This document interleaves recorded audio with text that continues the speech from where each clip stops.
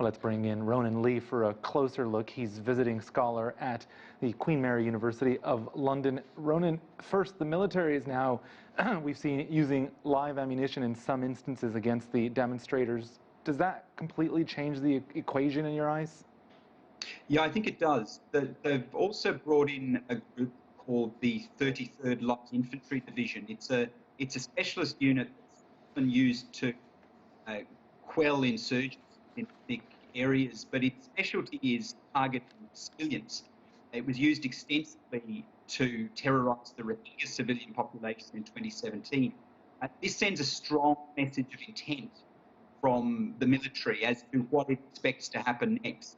And I think their expectation is that they will put down the protests with aggressive violence. For the first time on Sunday, we saw the NLD, that's Aung San Suu Kyi's political party, officially join the anti-military demonstrations at a sit-in in Mandalay. How significant is that? Well, very. What's occurred now is that virtually every important political demographic group in Myanmar is unified against the military. The demographics of the country, I mean, it's a very young country, and the aspirations of young people are not to have the military in control. Bringing Aung San Suu Kyi's National League for Democracy together with ethnic minorities, young people, religious people, as well, trade unions, really indicate the entire country is unified against the military. I mean, it's very difficult for the military to present any veneer of legitimacy whatsoever. I mean, they're seen by the public as an illegitimate administration that had stolen government after an election victory for the NLD just last November.